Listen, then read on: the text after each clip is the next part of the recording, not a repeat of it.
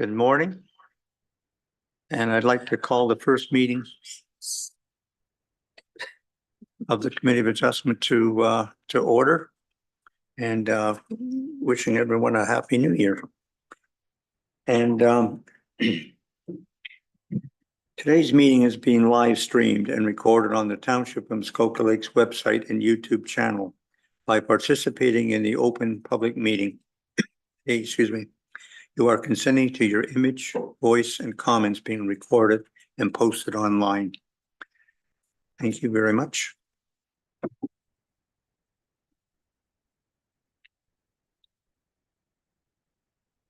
And we have everyone here in the committee today. Moved by Member Quinn, second by Member Bridgman. Be it resolved that Committee of Adjustment agenda dated January 15th, 2024 be adopted. All those in favor? That's carried.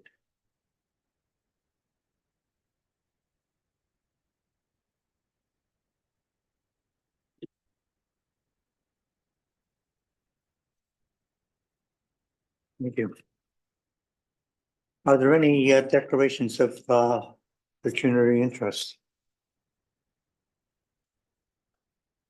No.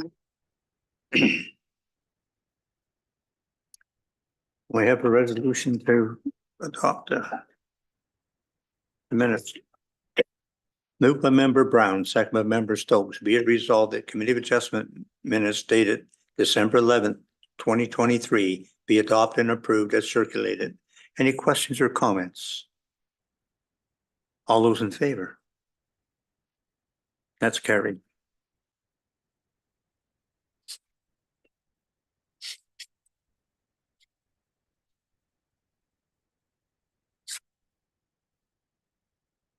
Thank you. Okay. Good morning, everyone, and welcome. It is required that I make a few statements, then I will explain the hearing procedures. This electronic hearing is being held in accordance with Section 238 of the Municipal Act 2001 due to the COVID-19 pandemic. The members of the Committee of Adjustment present are Alan Edwards, Barb Bridgman, Ruth Ann Brown, Lisa Grogan Green, Joe Quinn, and Sean Stokes. I can confirm we have quorum. I can also confirm that planning staff and senior staff are present. Public input on this January 15th agenda was invited at the following email address, planning@muskokalakes.ca. Now I will explain the hearing procedures. The planner will provide an explanation and purpose of the application, the date the notice was circulated, and planning staff's comments. All internal and external submissions have been provided to committee members by Friday, January 12th, 2024. The planner will present any submissions received after this date. The committee will then hear from the applicant or the applicant's agent if they wish to add any information or to substantiate their proposal. Please provide your name, mailing address, and postal code for our records. The committee will hear from those in support of the application and those in opposition to the application. Again, please provide your name, mailing address, and postal code for our records. Presentations are limited to 5 minutes unless otherwise permitted by the committee. If you are here to speak on an application, please wait to raise your hand in Zoom until the planner presents the relevant application. The committee will then hear from the applicant or the applicant's agent to respond to any questions or concerns raised. The committee will have the opportunity to ask questions. The committee will debate the application and make a decision based on the information presented at the hearing. Please note that the effect of written and oral submissions on decisions for consent and minor variances and the reasons for minor variance decisions are both required under the Planning Act, and motions are pre-populated with standard wording. However, the committee may decide to add reasons and/or effects to the standard wording after voting on a decision. Motions have also been pre-populated with random movers and seconders to expedite the meeting. The motions are automatically written in the positive to assist in completing decisions as opposed to writing out each resolution. This does not in any way mean an application is going to be approved. When it is time to vote, members shall physically raise their hand until the chair has confirmed the vote. If the vote is unclear, a verbal vote shall be recorded. This is not considered a recorded vote. It must be noted The chair has a vote on each application and can participate in the discussion. There is a 20-day appeal period from the date of the decision. Building permits are not available until after the appeal period and if no appeals are received. Lastly, please take down your pink notice signs that were posted on your property to advertise today's meeting. Thank you. Thank you very much, Ms. Moore. And the first application is B 495023 ML Fitzpatrick, and that is Ms. Crowder.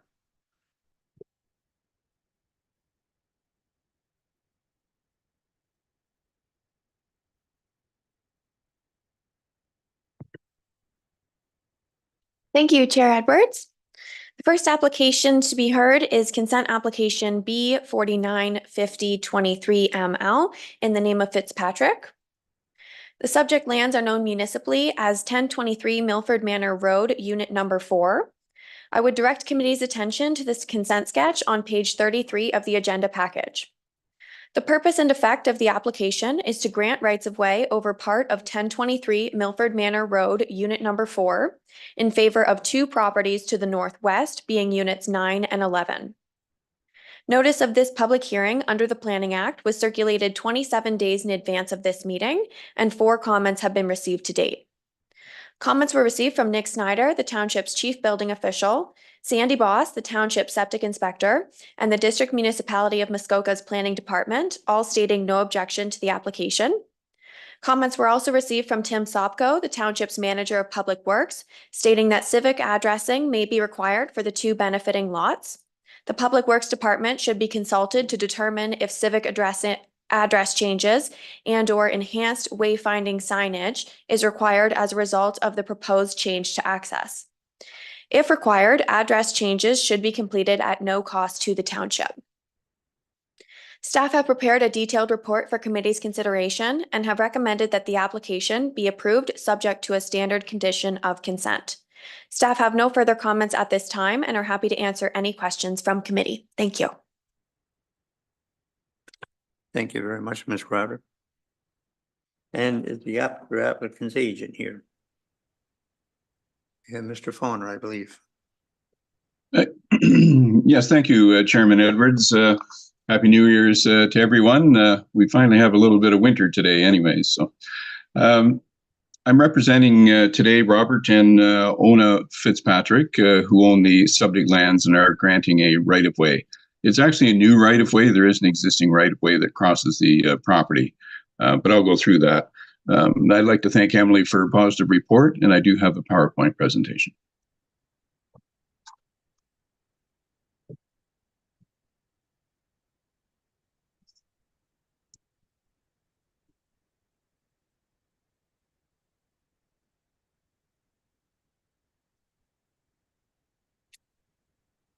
Yes, thank you very much.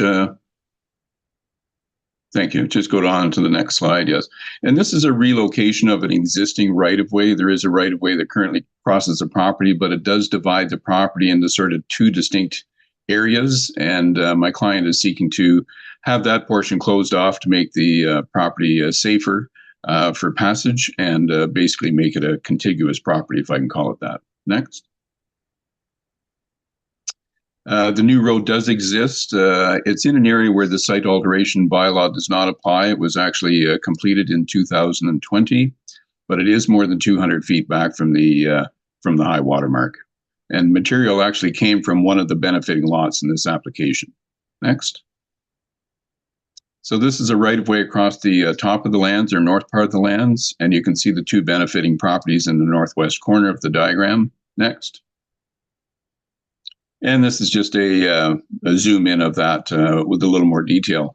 If you look down towards, you can see where the green line goes out towards the water. That's the waterfront portion that I'll be speaking about. And the existing dwelling, you can see the line, it says subject to easement number 4072 Monck. The dwelling is located in the proximate area of the words to easement. That's where the existing dwelling exists. Next. And this shows the existing right-of-way that goes to the 2 benefiting properties and, again, effectively really cuts the property in 2. Next. This is just the rear of the dwelling. Next.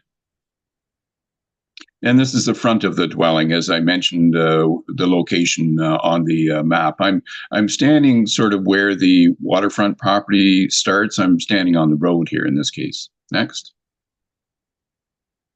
And this is turning around from that previous photo, and this is the waterfront portion where he does have a boathouse and dock and a sitting area. Next.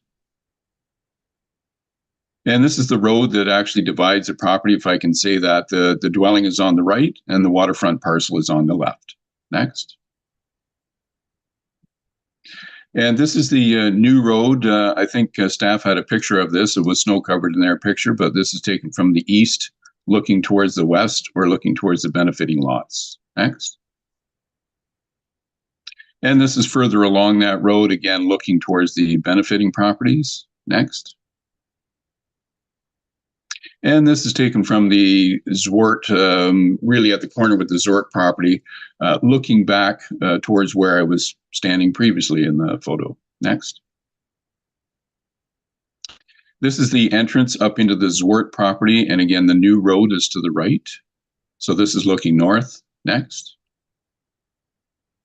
And this is along the second lot, or the southerly Zwart lot, that is the benefiting lot, and the benefiting lot is on the left. And this is actually part of the old right-of-way. This wasn't changed. Next.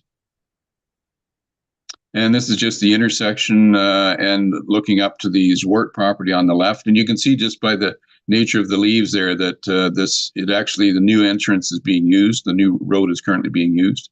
Next. And this is just looking into the Zwart property, the southerly one, or Unit 9. Next.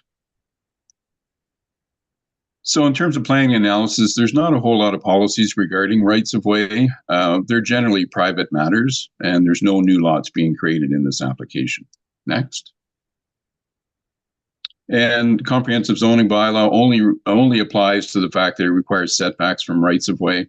The existing right-of-way on title is vague for the northerly lot, which is Unit 11, and there's no right-of-way actually on the Fitzpatrick. Mr. Farney, you have 30 seconds. Okay, go ahead. Next. And Unit 9, there's actually no legal right-of-way at all. So again, the approval of this will give a formal, clear, and uncontested right-of-way to both Units 9 and 11. Next. And again, I think I've given the benefits. Next. And I won't repeat, but I think there's a number of positives with this application. And again, rights of way are largely private matters. Thank you. And I'm here to answer any questions. Thank you. Is there anyone here wishing to speak in support of this application? Anyone wishing to speak in opposition to this application? Yes, sir. Yeah, that's fine. Okay. Okay, bring the one in on the phone first, and then the gentleman here.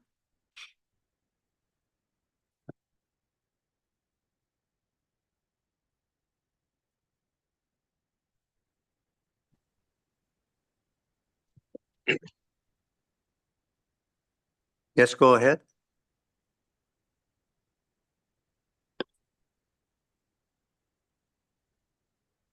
Hello? Hello? Can you hear me? Yes, we can hear you. If you give us your name, address, and postal code, please. Of course. My name is Farhad Kazmian, and I'm the owner of cottage number 5 on 1023 Milford Manor Road. Unfortunately, I don't know the postal code off the top of my head. Okay. So I wanted to speak in opposition of this application. The primary reason for that is, in my understanding, the application was made to grant right-of-way to Mr. Zwart and his other property under the Ontario number along the northern property line of the property owned by Mr. Fitzpatrick. However, the presentation that was made by Mr. Fowler indicates that the purpose of this application and the intent is to relocate an existing legacy or 100-year-old right of way that is used by the whole community. And this application, the purpose is to relocate that, which I categorically oppose. I have a right of way, deeded right of way on the, let's so call it, old road, and I have no intent of giving my right back to Mr. Fitzpatrick and allow him to connect his land property and the lake property. The creation of the so-called new road was done without any environmental assessment, without any consultation with the public, without any engineering or study analysis from a drainage or any other professional matter.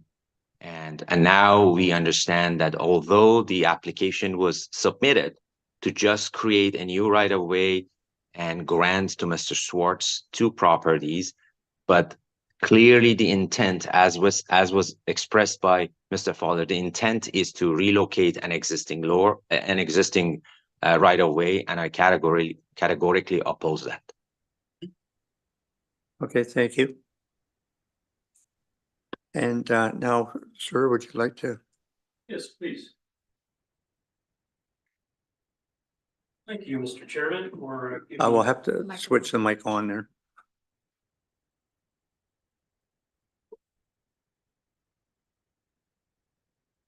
Thank you, Mr. Chairman, for giving me the opportunity to speak. My name is George Brown.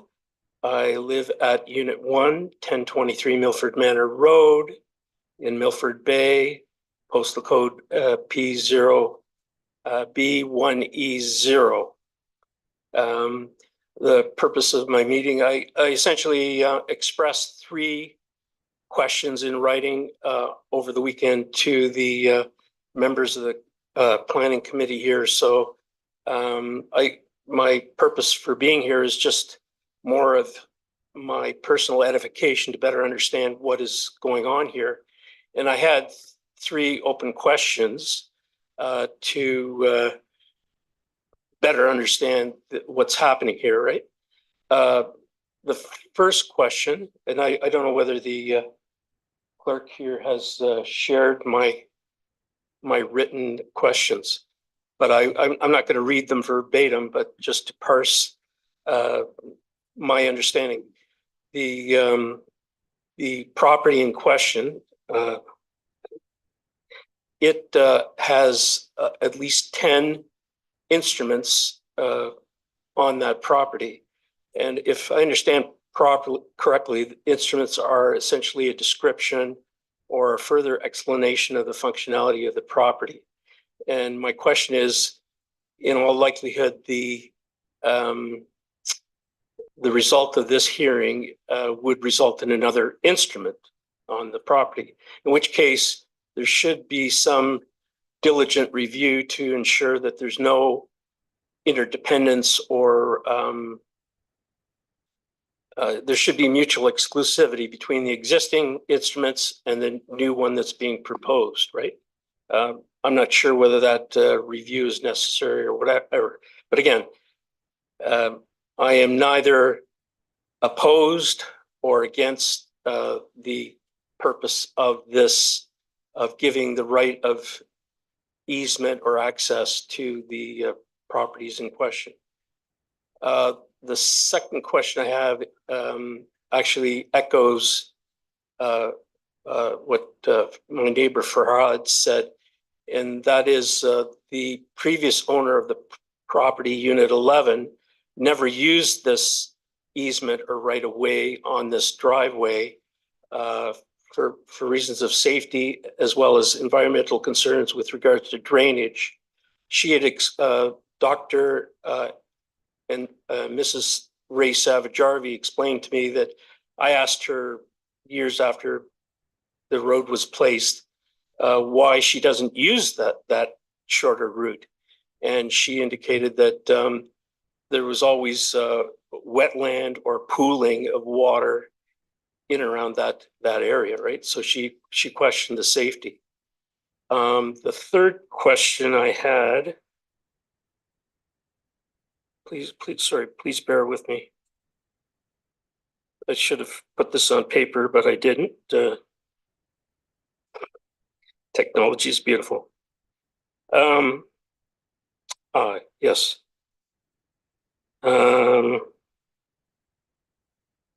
Yes, and thirdly, the most important question I have is, as it was suggested earlier, there is an existing right of way for the public that runs both parallel and side by side to the proposed driveway or road that's in existence.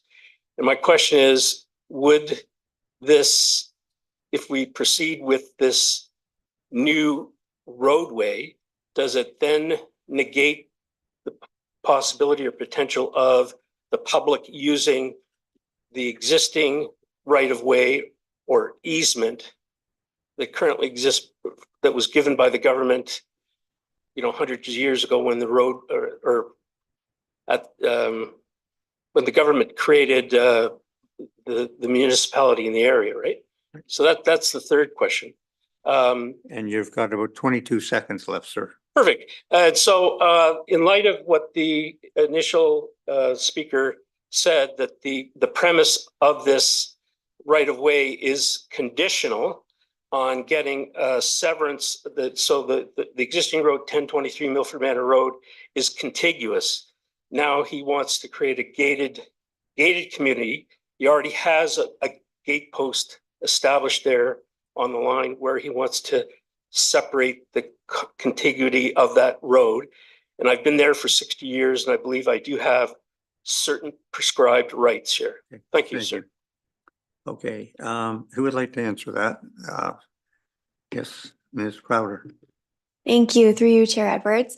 So I think I can answer some of these questions, and then what I can't answer, I'll look to Mr. Fauner to provide some detail on. So in regard to the application at hand, the application seeks to create a new right-of-way. The application does not involve dissolving any previous rights-of-way. So these surrounding properties that say, they have these established rights-of-way and they're worried about losing that, that is not what this application before you today is for, or what it would do. So the application before us here is to establish a new right-of-way that would be deeded to units 9 and 11. So just wanted to make that point clear. To dissolve the other right-of-way in question is a separate process.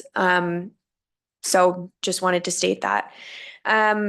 Regarding the instrument numbers, so we did receive Mr. Brown's submission this morning. It was sent yesterday, so committee, you don't have it before you. But I do have your questions, Mr. Brown, and I can provide you with a fulsome answer after the meeting. But just to clarify, properties have instrument numbers for a number of reasons. So, for example, if you were to register a site plan agreement on your property, that would result in an instrument number. So there's a number of reasons that these instrument numbers might be there. If you wanted to see all of the instrument numbers, you could contact the land registry office and they can provide you with what they have on title. And thirdly, I think the question was about drainage and, this new right-of-way that's been constructed already.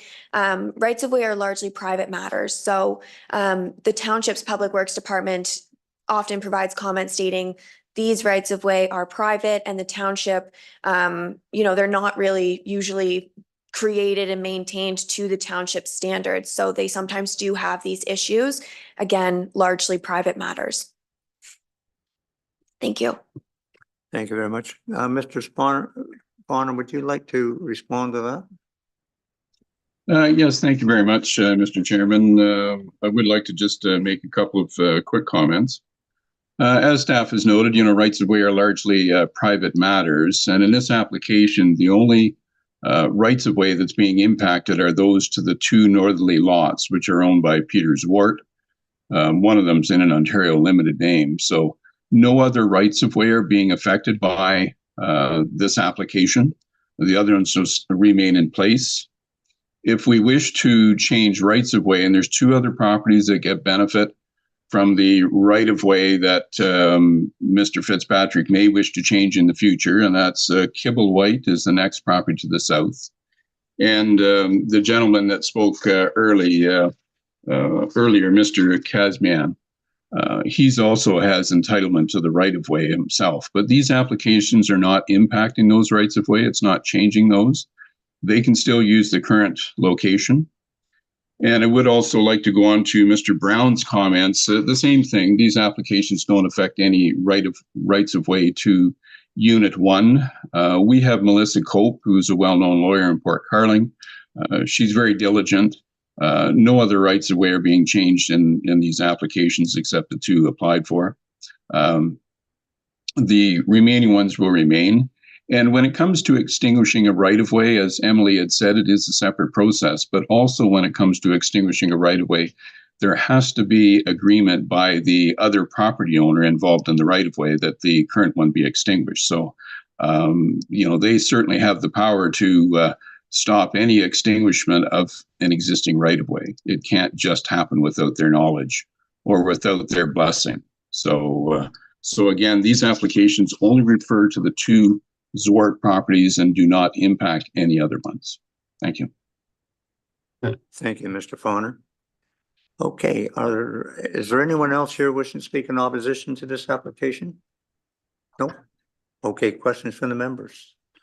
Yeah, through the chair to the staff, isn't for clarity, can a right of way not be moved by a property owner to a different location on his property if he brings it up to the same or better standard?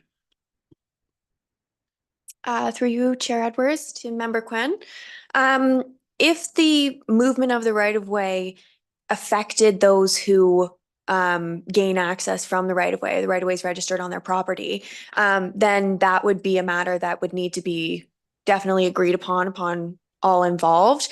If the relocation of the right-of-way, technically that's a process that would have to go through the township, is my understanding. If you were changing where the right-of-way was, I think that that's an application that would have to come through us. But if I'm incorrect here, please. So a property owner doesn't get that as a right? I believe it's an application that would have to come through here. So, no. Any other questions? Yes. Thank you, Chair Edwards. Just for clarification, Mr. Fawner, part of your discussion here was that the grandchildren would be safer, et cetera, but now I've heard that this road is still going to be used and there's cars going to be going on it. So maybe you can help me out on that.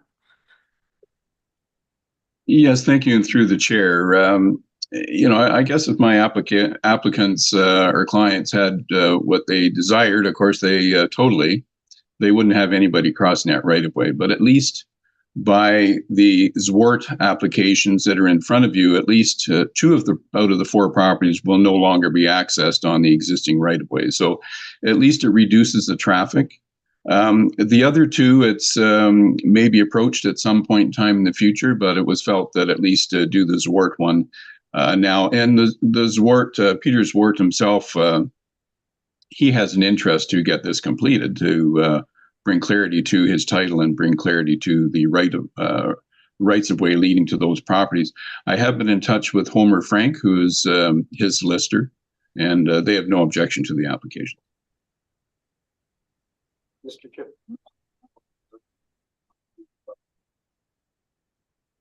Well, I'd like clarification.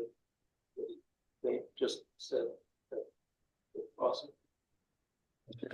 Perhaps I can help out here, Chair Edwards. In other words, that was my question because it was presented to me that nobody could use this road again, but that's not true. You won't lose your right to use this road, and neither will the other gentleman who spoke earlier. That's what I wanted to make crystal clear for me and maybe for you. But you brought about the concern about traffic and public safety. And it's been proven that that's not an issue. In fact, it's been closely monitored, and I can give written documentation to that effect. If it's pleases the chair, I can forward that email to you that clearly explains that what he's saying is somewhat subjective. Okay, well, I will give a quick answer on that. You will not lose your right of way. These other two properties are asking for it, will be using the new right of way. But you will still have your old right of way. And if in the future you wanted to have an agreement with the owner, you could use the other right of way at that point and have it registered on untitled, but you will not be losing your right of way at this point. Okay, any other questions or comments? Yes.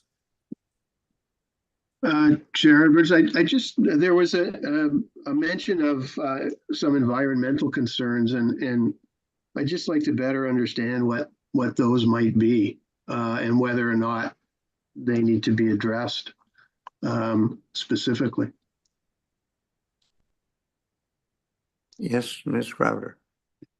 Through you, Chair Edwards, I think we'll look to Mr. Fauner to speak to the environmental issues that have resulted from the right-of-way. But I can say that if the newly constructed, or I think it was 2020 that drive was constructed, if it's within 300 feet of the high water mark, then that would fall within the township's jurisdiction of the site alteration and tree conservation bylaws, in which case permits would have been needed. If it's outside of that area, although I guess if it was in 2020, sorry, I would correct, it's 200 feet at that time. Then that would fall under the township's jurisdiction. But if it's without that area, again, it's largely the private property owners. Okay, Mr. Sharp. Thank you, Chair Edwards, and good morning, committee, and thank you, Ms. Crowder. Just a couple of quick points of clarification. I don't think that we're aware of any environmental concerns other than just the what has been pointed out in Mr. Brown's letter. And with respect to the township's site alteration bylaw, the property is within the community designation of the township's official plan, Milford Bay specifically. And site plan or site alteration bylaw only applies to lands within 200 feet of the high water mark of Lake Muskoka in this case.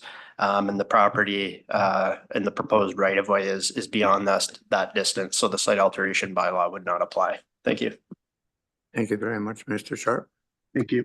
Other questions or comments? Yes, Sean.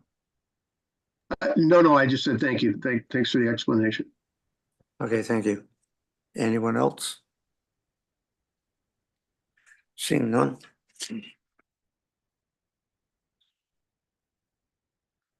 Moved by member Bridgman, second by member Grogan Green. Be it resolved, the consent be granted for application B 495023 ML Fitzpatrick, provided following condition is fulfilled.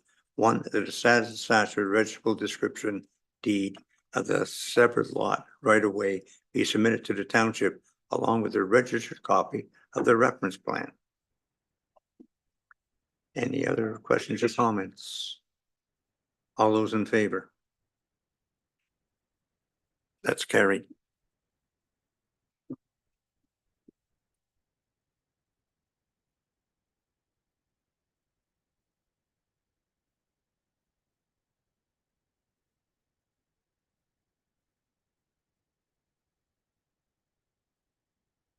And the next application is B 5822 Lorenzani, and that is Ms. Crowder.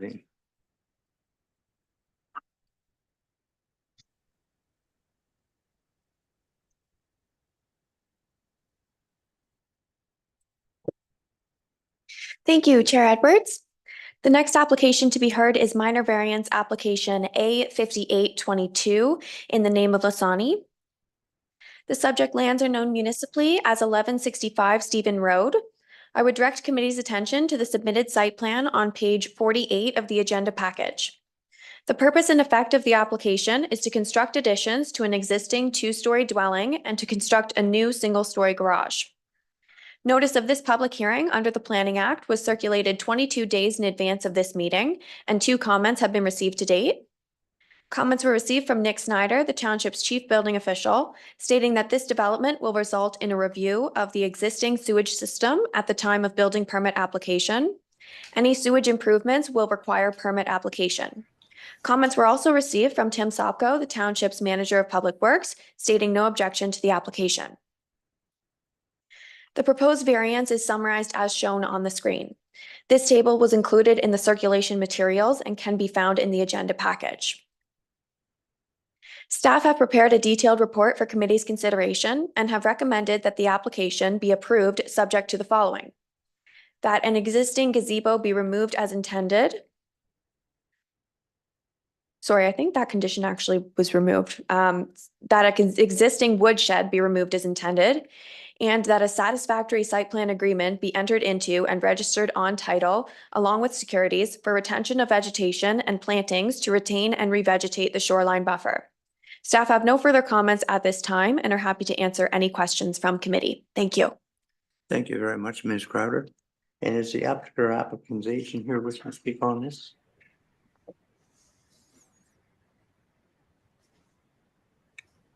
Can you hear me? Yes, Can everyone hear me? Go ahead. We didn't have too many comments. I was only seeking, we're in agreement with the staff report in totality.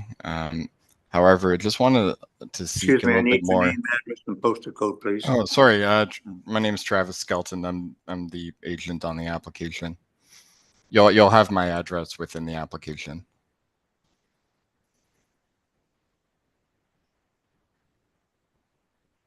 Do you have your, and that's so we have it for the record here, please. Okay, 430 McNeely, Stony Creek, Ontario, M5C 5 E3. Okay, thank you.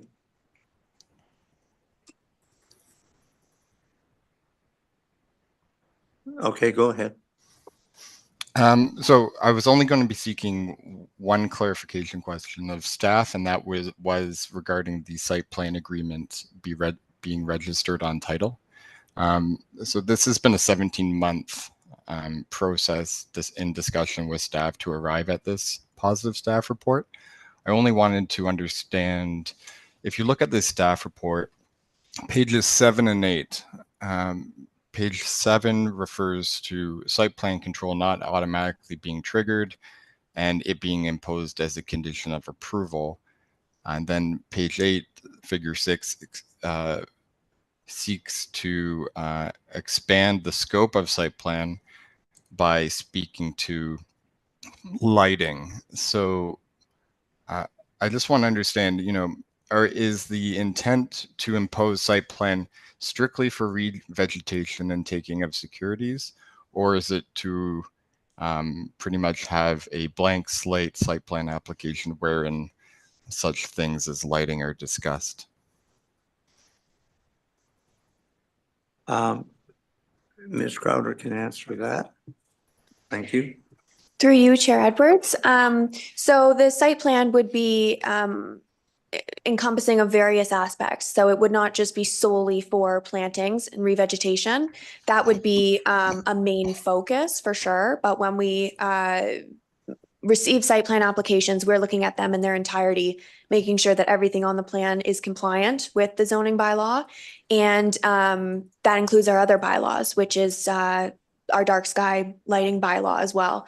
So all of our site plans have provisions worked into them that speak to our dark sky bylaw and that speak to our site alteration bylaw, tree conservation bylaws, etc. So we will be looking at dark sky lighting because on site we did see some lighting that is not dark sky compliant. So that will be a component, as well as plantings, revegetation and retention of the existing shoreline buffer. Thank you. Thank you. Can I ask then that the second condition be worded so that a site plan application be submitted?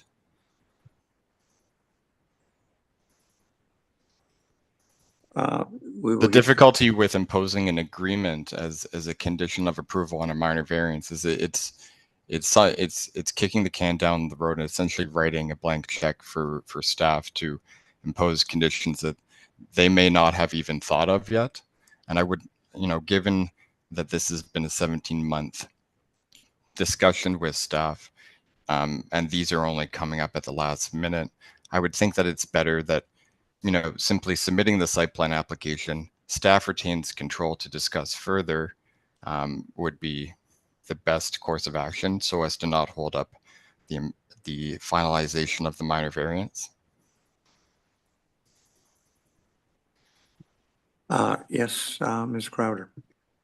Thank you. Through you, Chair Edwards. So I do want to clarify that this application, when we first received it, looked very different from what's before you today. So we have not had this iteration of the application on our desks for 17 months. So I just wanted to make that clear. And I would hesitate to change or differ from our standard wording for a condition here, just because we don't want to sort of pigeonhole ourselves into asking for an agreement that was very specific and may exclude other things that we would normally ask of a site plan agreement. So I will say that once visiting the property, personally, I have always known that we will be asking for site plan control here. It's quite a manicured lawn here. So I knew that we would want to put plantings in. So it's not sort of a last minute ask. So just wanted to clarify. Thank you very much. Yes, Mr. Sharp. Thank you, Chair Edwards, and thank you, Ms. Crowder, for your clarification. Just one other point I would make is consideration of consistency. As committee knows, a condition of a site plan control and the requirement for a site plan agreement is an oft-used condition of minor variance approval, and it's a condition that has worked quite well for us. And it may be difficult going into the future if we make an exception in this case to tailor-make an agreement. There may be an expectation that we do that in every other instance, and we impose this condition a lot. It sounds to me like the concern is with respect to exterior lighting. The requirements in the site plan agreements that we use largely mirror what's already required by the township's dark sky bylaw. So I just make those comments for your consideration and clarification for the applicant's agent. Thank you. Thank you very much. Any other? Yeah. I just wanted to quickly bring up that, the province recently removed the applicability of site plan applications for applications less than 10 units. So I understand that's probably where staff are coming from when they speak to it not being automatic. We're totally amenable to submitting a site plan application. It seems like it's more of a staff issue with control via an agreement, but I'd just like to say that submitting the site plan application would still allow staff to enter into an agreement at a later date. Okay, thank you very much. And that, Member Stokes.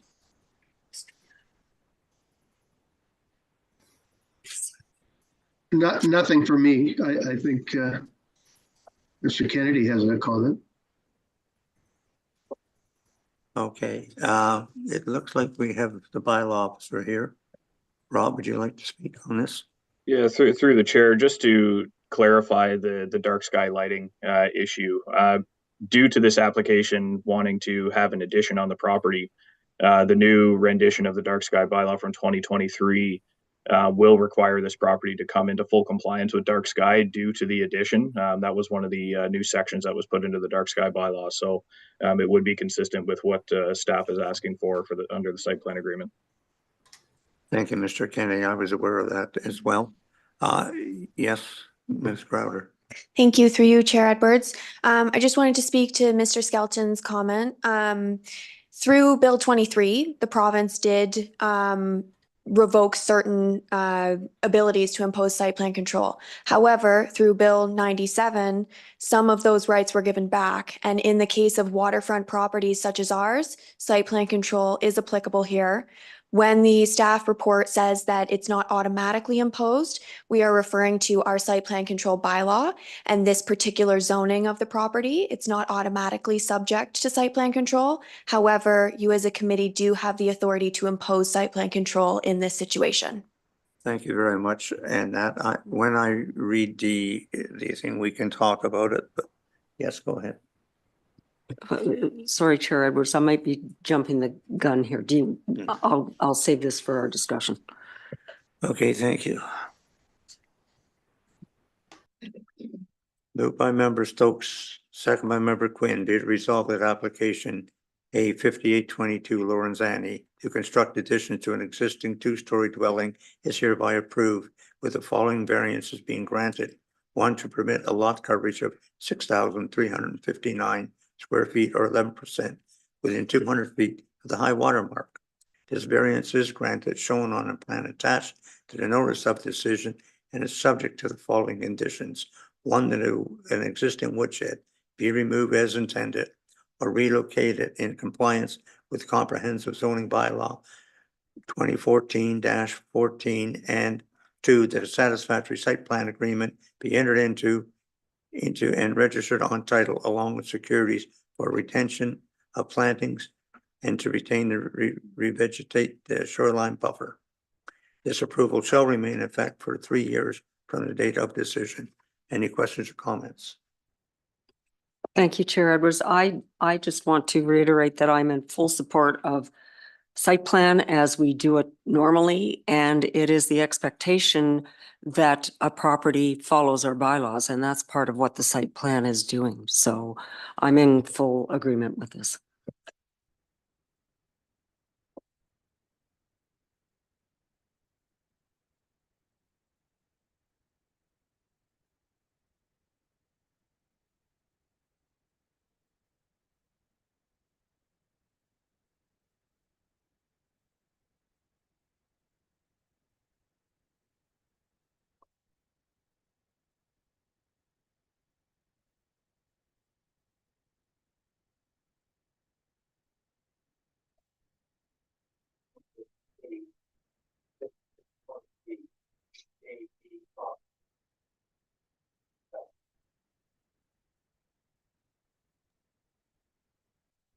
Thank you, Chair Edwards.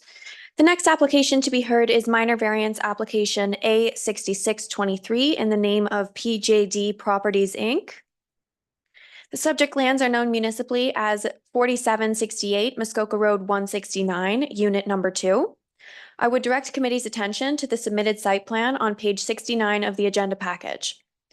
The purpose and effect of the application is to demolish an existing dwelling with an attached sun deck and to construct a new dwelling with an attached sun deck within the required front yard setback. Notice of this public hearing under the Planning Act was circulated 27 days in advance of this meeting, and 6 comments have been received to date.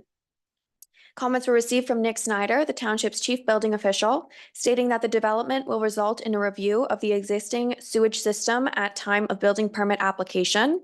Any sewage improvements will require permit application. Comments were also received from Tim Sopko, the township's manager of public works, stating no objection to the application. A letter of support was submitted from Jason Claxton, a budding property owner to the north, expressing support for the proposal. A second letter of support was submitted from Scott Secord, property owner 2 lots to the north of the subject property. Following the circulation of comments to committee, a letter of support was received from Josh Sift, property owner to the southeast of the subject property. And this morning I received a letter of objection, and given when I received it, I wasn't able to summarize, so I'm going to read that entry in full, okay?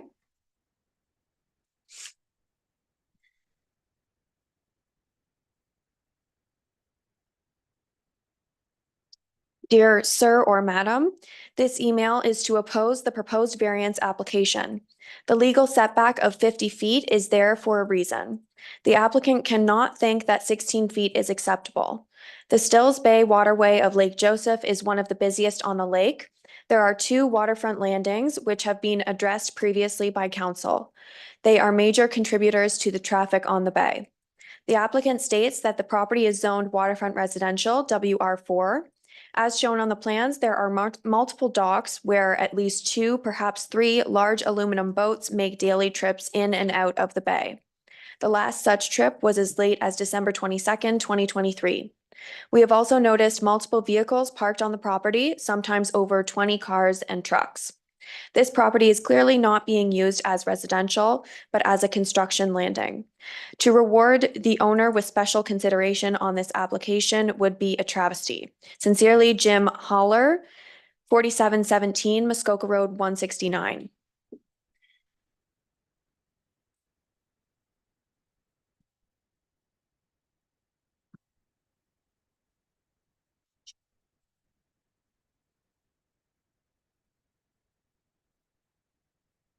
You can all see my notes here for some reason, but the proposed variance is summarized as shown on the screen. This table was included in the circulation materials and can be found in the agenda package.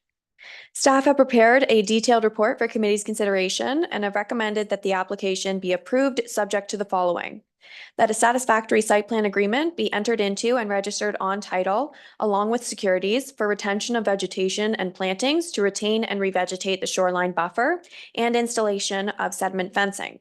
Staff have no further comments at this time and are happy to answer any questions from committee. Thank you. Thank you very much, Ms. Crowder. And is the applicant or applicant's agent here wishing to speak in on this? We have, I believe we have Mr. Allen. Oh, okay. They lied to me. Good morning, Mr. Chair, members of committee and staff. Stefan Sherback, planner with Planscaping, 104 Kimberley Avenue in Bracebridge, P1L, 1Z8. I promise not to use up my 4 minutes allotted today. I'm here today representing the PJD Properties. Mr. DeVici is also online together with Mr. Peter Cottle from Wayne Swadron Studios. Both are available for if there's any questions or if there's any questions related to the architectural components of this redevelopment proposal. The owner and Mr. Cottle have their goal here was to really work as closely as possible with your existing zoning bylaw to ensure that this new development will be designed and again work closely with their existing development rights, redevelopment rights. Thank you to Ms. Crowder for her guidance and assistance with this application. Her report is very thorough. It wasn't a surprise to any of us with her recommendation in front of the committee today. We agree with her analysis. It mirrors the planning report that was submitted with the application. And we also agree with the condition requiring site plan approval to revegetate portions of the shoreline as indicated in her report. Just a very brief context here. It's a very unique lot. Contains a large amount of shoreline and it essentially surrounds this existing two-story dwelling, legal two-story dwelling. It is situated in close proximity to the water. And it basically is surrounded by water on 3 sides of the 4 sides of the dwelling. The design purposefully utilizes the existing footprint. It does not encroach any closer to portions of the shoreline than what currently exists. And due to some minor changes to the roof line and its situation, portions being closer than 35 feet and other portions being in between 35 and 50 feet, this variance request is required to consider one change to the zoning provisions. Ms. Crowder provided you with an analysis of the 4 tests of a minor variance application. I agree with the noted official plan policies.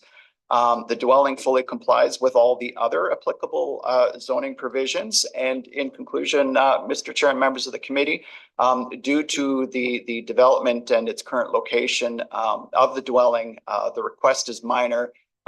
It is a desirable development in this area. It's a residential property, and we would respectfully request committee's consideration for this application as recommended by staff. Thank you. Thank you. Is there anyone else here wishing to speak in support of this application?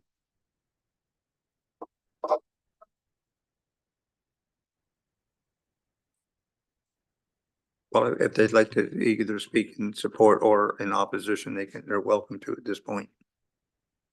No one? Okay. Are there questions from the members? Yes. Thank you, Chair Edwards.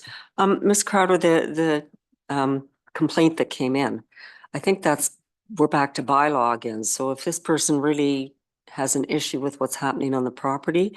I just wanted to let them know that they really need to go to bylaw enforcement for that. Thank you.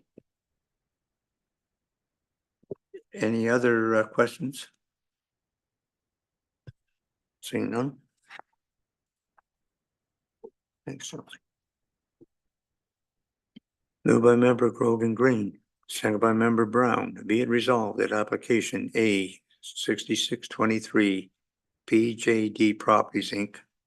to demolish an existing dwelling and attached sun deck to construct a new dwelling with an attached sun deck is hereby approved with the following variance being granted: to permit a dwelling and attached sun deck to be set back 16 feet at the closest point from the front lot line.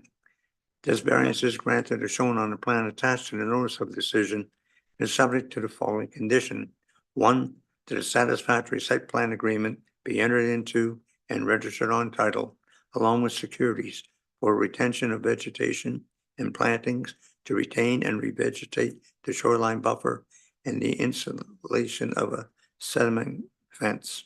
This approval shall remain in effect for 3 years from the date of decision. Any questions or comments? All those in favor? That's carried.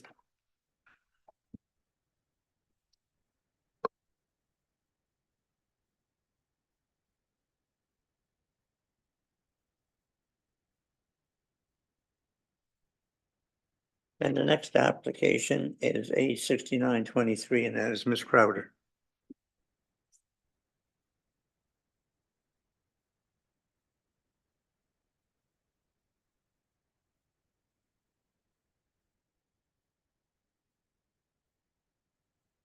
Thank you, Chair Edwards. The next application to be heard is minor variance application A 6923 in the name of Varga. The subject lands are known municipally as 1529 Acton Island Road, Unit Number 3. I would direct committee's attention to the submitted site plan on page 99 of the agenda package. The purpose and effect of the application is to construct 2 covered porch additions to a dwelling currently under construction, to construct an outdoor kitchen, and to recognize an as-built boathouse addition, which cumulatively exceed the maximum permitted lot coverage within 200 feet of the high water mark. The as-built boathouse addition also requires relief from the minimum required side yard setback from the southerly lot line projection into the high water mark. Further, the application seeks to permit the demolition of an existing swim dock in favor of the construction of a new, larger swim dock, which exceeds the maximum permitted cumulative dock width. Notice of this public hearing under the Planning Act was circulated 26 days in advance of this meeting, and 2 comments have been received to date. Comments were received from Nick Snyder, the township's chief building official, stating no objection to the application. Comments were also received from Tim Sopko, the township's manager of public works, stating that the proposed access is via a non-maintained private road. These roads are not required to be constructed or maintained in accordance with township road standards. The Public Works Department does not review this type of access, and road access for emergency services may be limited and/or unavailable via the proposed access. The proposed variances are summarized as shown on the screen. This table was included in the circulation materials and can be found in the agenda package. Staff would note that there is a slight change to the table circulated in the notice and what is before you today. Staff originally understood that the application was proposing to demolish the existing boathouse and to construct a new, larger boathouse than existing. It has since been clarified that the boathouse in its entirety exists today, but that a small portion of the rear was to be removed as a condition of a recently issued building permit, but that this portion has not yet been removed, and the application before committee seeks to keep this portion of boathouse.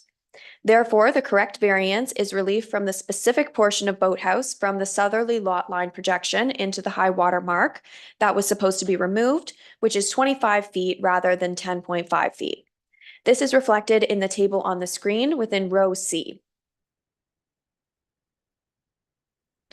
Staff have prepared a detailed report for committee's consideration and have recommended that the application be approved subject to the following: that an existing steel-framed tarp shelter not indicated on the submitted site plan be removed, and that a satisfactory site plan agreement be entered into and registered on title, along with securities for retention of vegetation and plantings to retain and revegetate the shoreline buffer. Staff have no further comments at this time and are happy to answer any questions from committee. Thank you.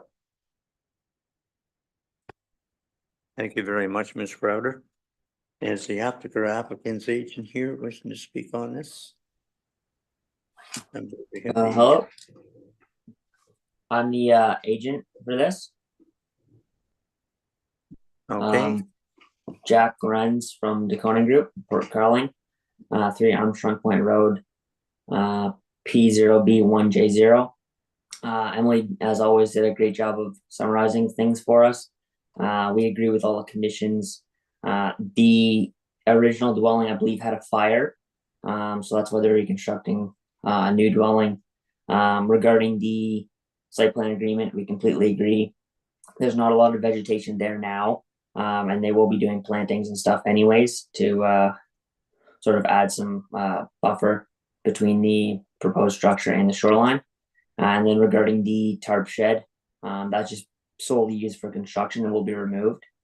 And it should be noted that for the boathouse that is existing, the only reason why it is mentioned as increasing in height is just for future, in case they do decide to change the roof. It's currently a flat roof. They may want to put like a gable on it and just increase the height. The footprint won't be increasing as mentioned. So I have no further comments and can address any questions that you may have. okay, thank you very much. Is there anyone else here wishing to speak in support of this application? Or anyone against? No? Questions from the members? Then I have, yes. Ms. Crowder. Thank you, through you, Chair Edwards, and I'm sorry for the confusion here. Because this boathouse is proposed to increase in height, as Mr. Lorenz has just reminded us, that means that the relief should be from the closest point to the side yard for that boathouse. So again, I apologize for the confusion, but I believe the correct variance is 10.5 feet from that side lot line projection into the high water mark, which is what was originally circulated. So apologize for the confusion here. They have applied so that they can redo the boathouse in future and potentially increase the height, as Mr. Lorenz has just reminded us. So my comments about the incorrect measurement being circulated, please disregard those. I think we're all on the same page as long as Mr. Sharp is. If not, maybe I'll take a minute to converse with him.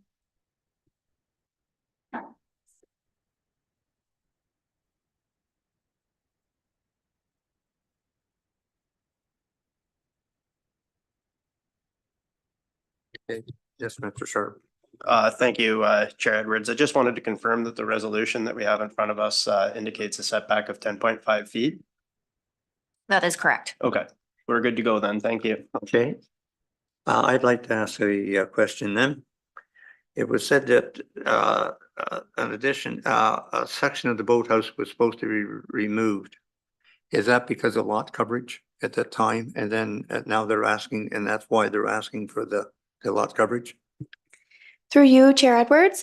Yes, so at the time that this new dwelling went in for building permit submission, the agent has conveyed to me that the architectural drawings proposed greater ground floor area than what they had originally anticipated and what is permitted as of right. So there was a condition, so to speak, put on the building permit application that said that, okay, we will issue the permit for this larger dwelling, but you need to remove this portion of the boathouse to meet today's standards of lot coverage. Which was 10%. That's right. Okay. So what's before you today is seeking to keep that portion of boathouse that they had previously agreed to remove. Okay, thank you very much. Any other questions or comments? Seeing none. Moved by member Quinn, second by member Bridgman, be it resolved that application A 6923 Varga to demolish an existing single-story boathouse with a rooftop sun deck and a swim dock and to construct a new single-story boathouse with a rooftop sun deck and a new swim dock is hereby approved with the following variances being granted. 1, to permit a lot coverage of 4,972 square feet or 10.9% within 200 feet of the high water mark. 2, to permit a side yard setback of 10.5 feet at the closest point from the southerly side lot line projection for a single-story boathouse with a rooftop sun deck. And 3, to permit a cumulative dock width of 83 feet. These variances are granted as shown on the plan attached to the notice of decision and are subject to the following conditions. 1, that a steel frame tarp shelter not indicated on the submitted site plan be removed. And 2, that a satisfactory site plan agreement be entered into and registered on title along with securities for retention of vegetation and plantings to retain and revegetate the shoreline buffer. This approval shall remain in effect for 3 years from the date of decision.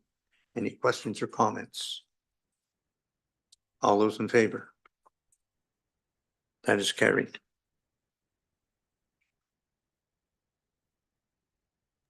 Thank you.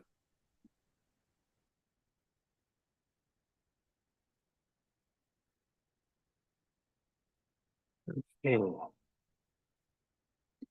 And the next application is just a second. What was that one we just did? We're coming on. Yeah, okay, that's what I thought. Next application is A 7123 and as Ms. Crowder.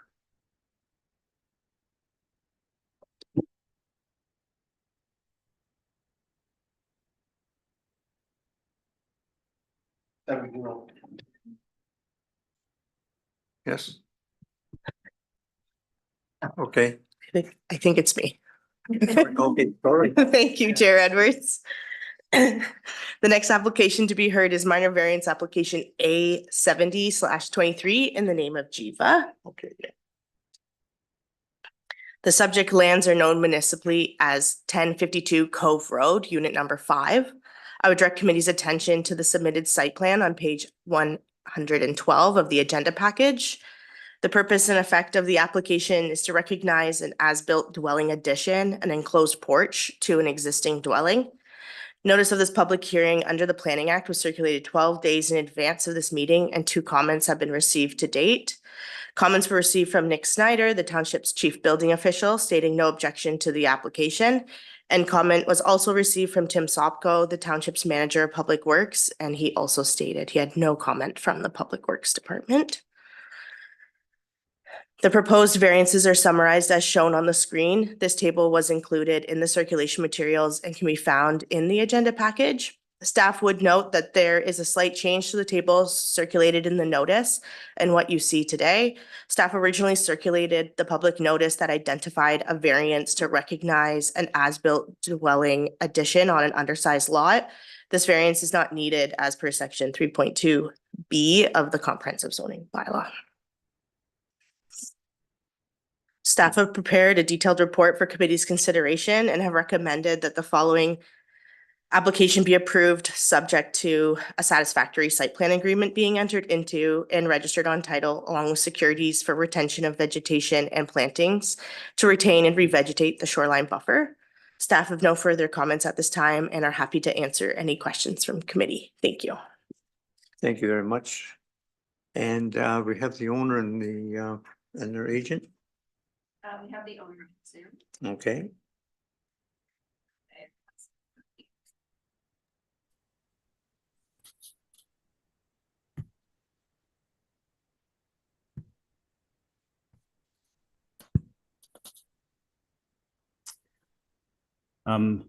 Good morning. I'm wondering if it's possible to also get my wife on as a panelist. She's actually going to address the committee. Yes, you can do it. She has 5 minutes. Just need her name, address, and postal code when she comes home.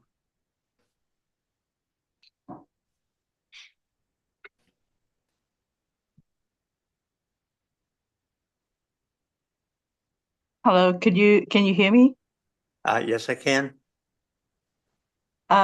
So good morning, Chair Edwards, committee members and building staff.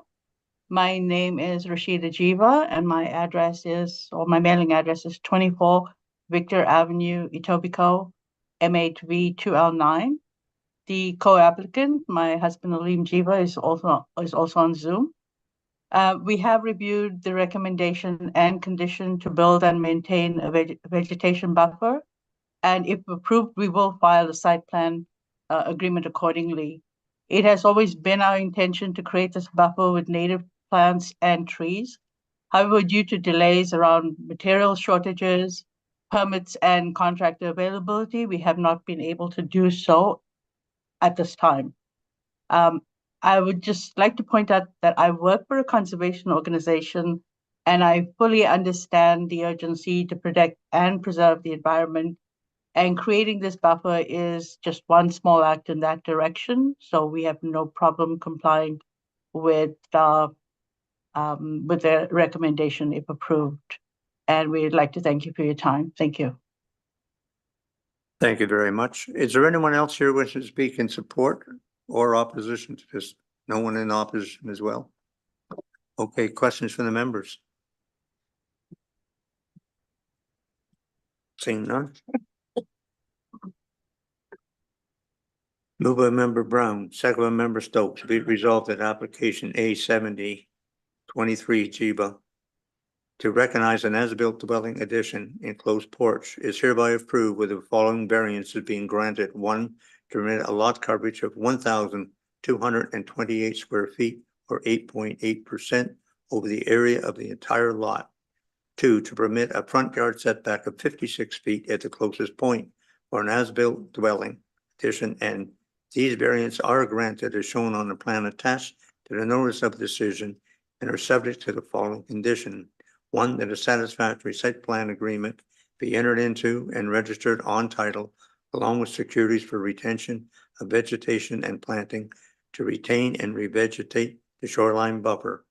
This approval shall remain in effect for 3 years from the date of decision. Any questions or comments? All those in favor? And that is carried. Thank you.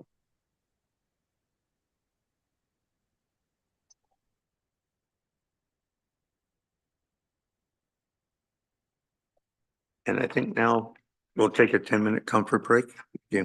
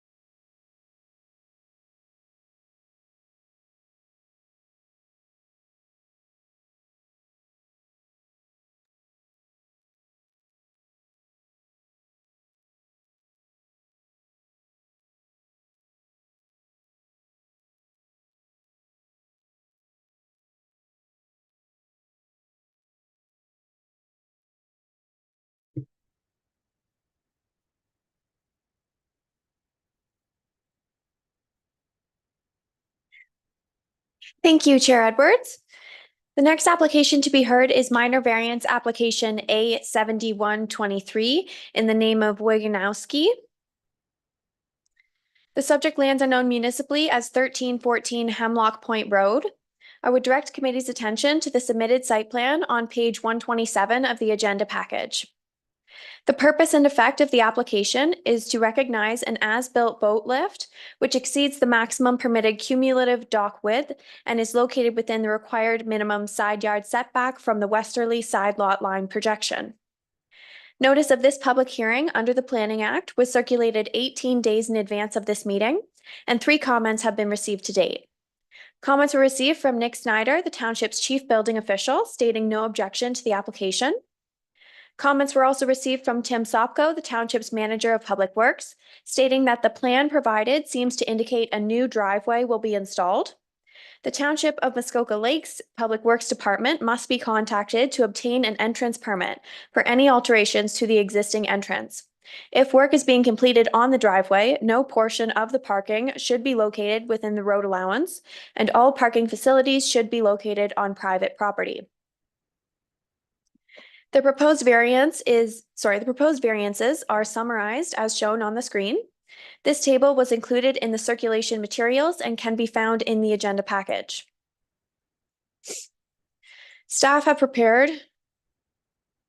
I'm sorry, that photo is from a previous application. Sorry. Staff have prepared a detailed report for committee's consideration and have recommended that the application be approved subject to the following. That a satisfactory site plan agreement be entered into and registered on title, along with securities for retention of vegetation and plantings to retain and revegetate the shoreline buffer. Staff have no further comments at this time and are happy to answer any questions from committee. Thank you. Thank you very much. Is the applicant or applicant's agent here wish to speak on this? The applicant? Ann Viganowski, 1314 Hemlock Point Road, P0B1J0. There's just a couple of comments that I would make. First, I would question actually, because you did show the wrong pictures, but the right one is in your report. And because the pictures were taken when there was snow, what you cannot see is that the shoreline has been planted actually with the Muskoka Lakes Association Riparian Lake Edge Garden, which is specifically designed to help with shoreline retention. And there are flowers, shrubs, and grasses that provide important habitat to the fish population and help retain the soil and so on there. In addition, I've also planted this year alone 30 different seedlings, red oaks, red Osier dogwood, and pussy willows, all of which are native plants, as I do just about every year with the Muskoka Lake seedling. The other question was the one in relation to the parking. And there is no new driveway. That's simply a filled area that we drive over. And we do have an agreement with the township to lease we can't really see that over here, but we have an agreement dated August 12th, 2022 to lease the road allowance from the township, which is registered on title, specifically for the use of parking. And so I kind of questioned that one, and that was at Mr. Becking's recommendation. And the only other point that I would make really is that the neighboring dock shown to one side of the property, there is a submerged dock crib there, and that dock is not safe. And I'm not sure if you should even really consider it to be a dock. And other questions from the committee that you might have for me? Okay, just stay on the line. If there is any, they will ask. Is there anyone else speaking in support of this application? Anyone in opposition? Yes, bring them in, please.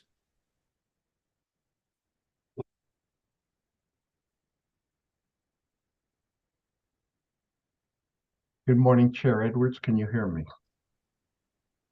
Yes, I can. Go ahead, Mr. Longo. Thank you very much. The name's Leo Longo, a lawyer at Airden Burles. I provided contact information to staff. I'm here this morning representing the neighbor to the north of the subject property. My client owns 1310 Hemlock Point Road. For the record, I would advise the committee that my client has a court application that has been filed to challenge the issuance of a building permit and the construction of the garage that has been constructed at the north west corner of this site. My client opposes the two variances that are before you for two of the four tests under the Planning Act. One, that it does not meet the general intent and purpose of the official plan. And secondly, it does not represent the appropriate development of the lands. With respect to that first test of the official plan, you have a new official plan in this municipality now that the district has approved it 2 months ago. And there is a fundamental principle that applies to shoreline structures. And that's found at page 241 of the official plan. And I'll ask Ms. Crowder if she could pull that up. Mr. Chairman and committee members, my client only became aware of this meeting Friday evening, and I was contacted over the weekend, so I wasn't able to pre-file matters with you. But if you go to page 241, section L15.1 of the handout, you'll see the overriding principle as it pertains to shoreline structures.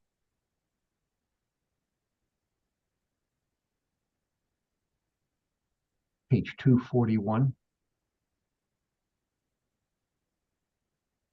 Thank you. The first principle that the new OP establishes is that prior to any construction or development on shorelines, necessary approvals shall be obtained. It's clear that the overriding principle is that one is to seek permission before constructing, not ask for forgiveness afterwards. Now, if I can now go back to the photo and just orient the committee to note that my client does have a dock, has made application to replace it, but has not proceeded with construction and pursued that. My client's property has the pin drop on it. The applicant's property is to the east or to the south. You can see that the boathouse, if that could be slightly enlarged, thank you.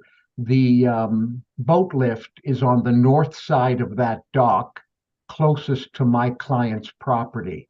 Note that on the south side of the dock, the amount of space that exists to the neighbor to the further south. There are policies in the official plan, and I'll state them for the record, E4.1H and L15.1C5, that speak to the importance of maintaining minimum standards and ensuring privacy of waterfront structures to abutting property owners. But if I could ask Ms. Crowder to turn to page 258 of the official plan, this is the section that deals with minor variance applications, section N3. And you'll see that section N3A 12 speaks about looking at visual impact, and 9, buffering from neighbors. But the fundamental point is B. In addition to the criteria of the Planning Act, meaning the 4 tests, Council shall also consider, and this committee shall consider, as appropriate, whether all reasonable alternatives have been explored with respect to the nature of the proposed development to determine if the one proposed has the least impact on the natural environment and the character of the shoreline area. And it's my respectful submission that this application, this variance, offends that policy because the clear alternative of not requiring a minor variance for setback. Excuse me, Mr. Longo, your 5 minutes are up. Can you wrap it up, please? Sorry, yes. That alternative should be explored and it hasn't been, and therefore refuse point 1. On point 2, the cumulative width variance, I would ask that it also be refused because it fails to look at the alternative of shrinking the dock size a bit to meet the test of the official plan. Final requests are refuse 1, refuse 2. If you don't refuse the cumulative 1, please impose a condition that makes it clear that the 28% only applies to docks and to no roof structure. I wouldn't want any approval to be read that in the future a structure could be built that exceeds that cumulative width. Please answer any questions the committee might have. Thank you. The secretary just asked me for your address. Could you please give us your address and postal code, please? Sure. 181 Bay Street, Suite 1800, M5J 2T9. Thank you. And are there questions from the members? There's no one else to speak on this. Okay, questions from the members. Yes. Yeah, through the chair to the planning. I don't know that we can, I'm looking at the setbacks and it looks like this thing meets setbacks, an extension of lot lines out into the water. Is there any reason that we might look at restricting a boathouse development, or will the bylaws take care of that on their own? Through you, Chair Edwards. So the subject property, I'm just getting to the site plan here, has 143 feet of bylaw frontage. So any development of a boathouse in future would have to adhere to today's zoning standards. So I think that the bylaw will be able to regulate that. Okay. Okay. Anyone else?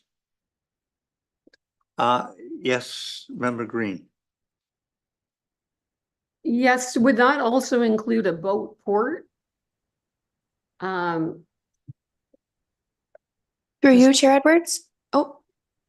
To Member Grogan Green, yes, a boat port would have the same provisions applicable to it as would a boathouse. So also to sort of touch on Mr. Longo's point, any implementation of a roof over the existing dock or boat lift would then be considered a boathouse or boat port, in which case it would have to adhere to the zoning bylaw standards for a boathouse or boat port.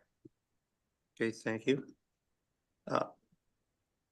Yeah, I think the bylaws will take care of any development out there. And I think that a 3-foot variance and a 5.3 variance are minor in nature. And I agree with staff that this meets the 4 tests of a minor variance. Okay, thank you. Anyone else?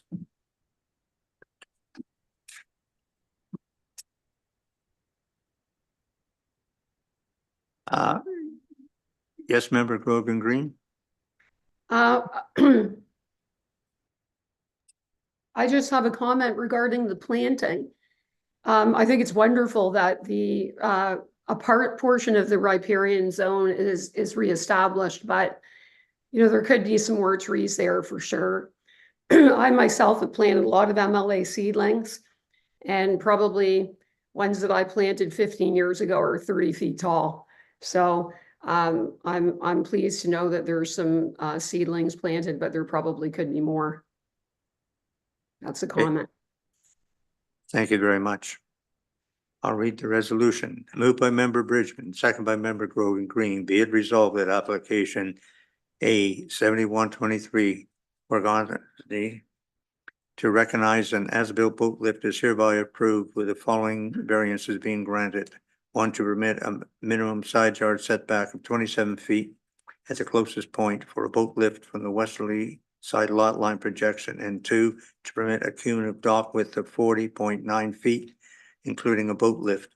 These variances are granted as shown on the plan attached to the notice of decision and are subject to the following condition. One, that a satisfactory site plan agreement be entered into and registered on title along with securities for retention of vegetation and plantings to retain and revegetate the shoreline buffer. This approval shall remain in effect for 3 years from the date of decision. Any questions or comments? All those in favor? And that's carried. Thank you. I just wanted to say that the boat lift has been there for quite a number of years now, and we weren't aware that we should have permitted it.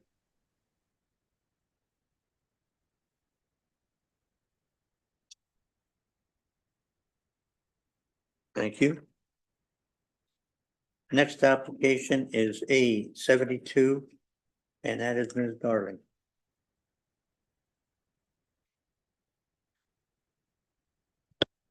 Thank you, Chair Edwards. The next application to be heard is minor variance application A72/23 in the name of Hurwitz and Warren. The subject lands are known municipally as 1254 Barlocken Road, unit number 15. I would direct committee's attention to the submitted site plan on page 139 of the agenda package. The purpose and effect of the application is to demolish an existing single-story boathouse and dock and propose to construct a new single-story boathouse with rooftop, sun deck, and dock. Notice of this public hearing under the Planning Act was circulated 10 days in advance of this meeting, and 3 comments have been received to date. Comments were received from Nick Snyder, the township's chief building official, stating no objection to the application. Comments were received from Tim Sopko, the township's manager of public works, stating that the proposed access is via a private road. These roads are not required to be constructed or maintained in accordance with the township road standards. The Public Works Department does not review this type of access, and road access for emergency services may be limited and or unavailable through the proposed road access. And 1 letter of support was received from Linda Bay, who is an area neighbor. The proposed variances are summarized as shown on the screen, and this table was included in the circulation materials and can be found in the agenda package. Staff have prepared a detailed report for committee's consideration and have recommended that the application be approved. Staff have no further comments at this time and are happy to answer any questions from committee. Thank you. Thank you very much. And do we have the agent or do we have the owner speaking on this? Through you, Mr. Chair, my name is Bobby Leppington of Design by Bobby, 379 Regent Street, Aurelia, Ontario, L3V4E1. I am representing the owners on behalf of this application. So through you, Mr. Chair, thank you, planning staff, for your assistance. I want to add that the property is well vegetated with mature trees and natural growth throughout the shoreline areas. The pathways are mulched and well established, and they lead to an existing concrete base. That concrete base is a natural place for the dock and boathouse, as it's tucked away in a bay, away from the wind, the boat traffic, and the waves that are out in the main channel where the current boathouse exists. The physical setback to the property line is 56.6 meters, or plus or minus 185 feet from the side lot line. It's our projected lot line that it brings us to a 0 because of the angle of our property. We have a physical distance of 35 meters, about 115 feet between the proposed boathouse and the existing neighbor's boathouse. Therefore, we have no impediments on boat travel. The 0 setback is the projected lot line, as I've said, and I'm here to ask for your support and answer any questions you may have. Thank you. Thank you very much. Is there anyone else here with speaking in support of this application? Anyone in opposition? Okay, questions for the members? Seeing none? Thanks. Moved by member Stokes, second by member Quinn, be it resolved that application A7223 Horowitz and Warren to demolish an existing single-story boathouse and dock and to construct a new single-story boathouse with a rooftop sun deck and dock is hereby approved with the following variance being granted. 1, to permit a minimum side setback of 0 feet for a dock, and 2, to permit a minimum side setback of 0 feet for a single-story boathouse with a rooftop sun deck. These variances are granted as shown on the plan attached to the notice of decision. This approval shall remain in effect for 3 years from the date of decision. Any questions or comments? Seeing none, all those in favor? It's carried. Through you, Mr. Chair, thank you.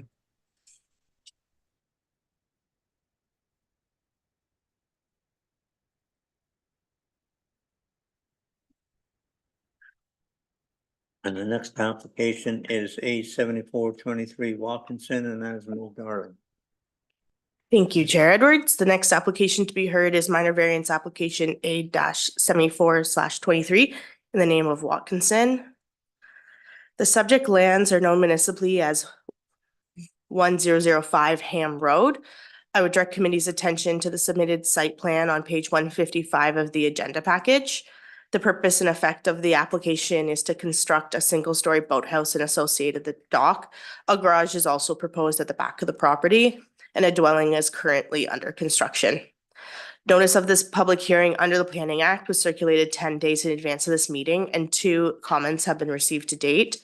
Comments were received from Nick Snyder, the township's chief building official, and Tim Sopko, the township's manager of public works, and both stated no objection to the application. The proposed variance is summarized as shown on the screen. This table was included in the circulation materials and can be found in the agenda package. Staff have prepared a detailed, sorry about that. That's the wrong picture. Sorry.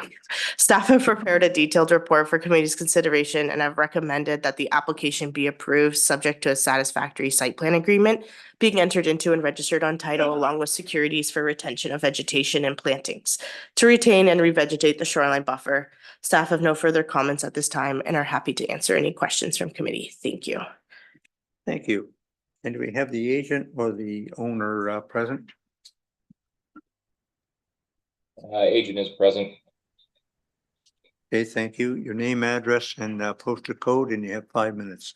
Good morning, planning staff and council. Thank you very much for your time this morning. This is Alex Forshy with Forshy Design Associates at 3 Lee Valley Drive, Unit 2 in Port Carling, Ontario. I am representing my client for this application that is requesting an extra 1% of lot coverage for a total lot coverage of 11%. I did read the report and thank you for the support without objection, and I'm here to answer any questions that may come up. Thank you very much. Is there anyone else here in support? Anyone in opposition? Questions from the members?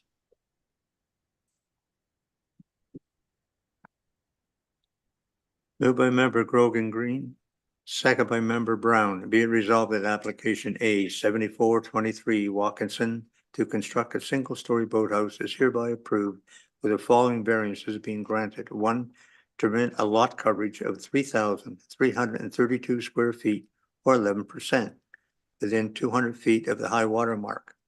This variance is granted as shown on the plan attached to the notice of decision and is subject to the following condition. 1, that a satisfactory site plan agreement be entered into and registered on title along with securities for retention of vegetation and planting to retain and revegetate the shoreline buffer. This approval shall remain in effect for 3 years from the date of decision. Any questions or comments? All those in favor? That's carried. Thank you, staff. Enjoy your day.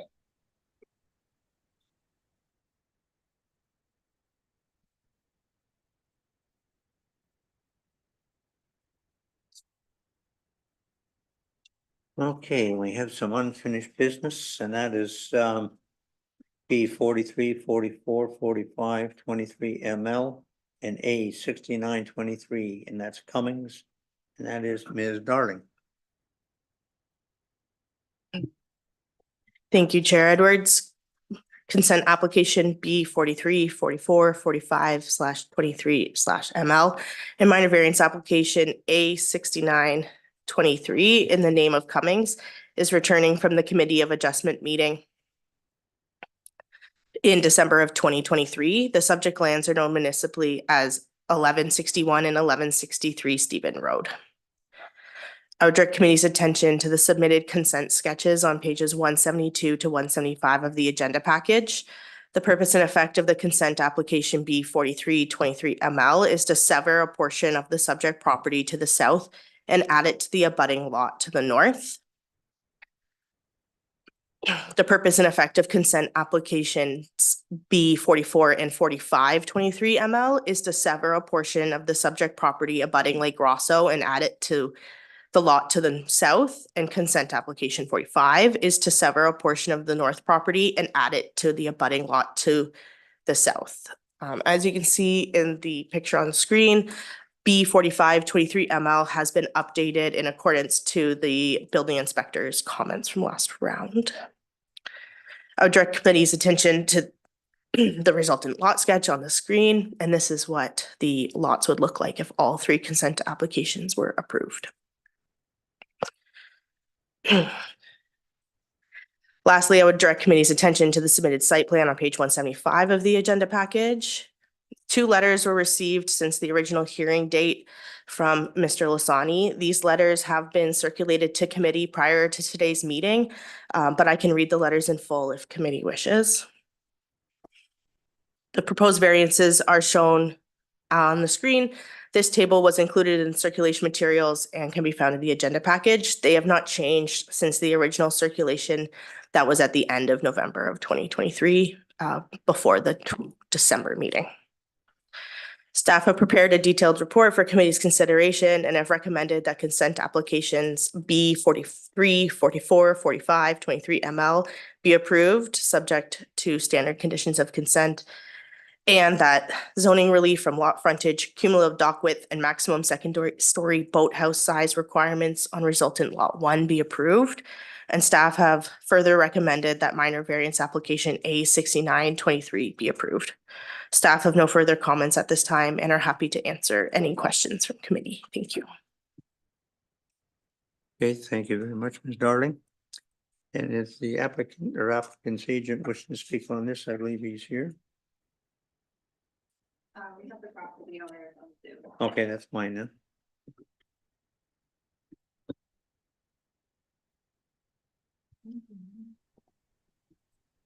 My name is Stephen Cummings. My wife and I are year-round residents of 1161 Stephen Road in Port Carling, and the postal code is P0B1J0.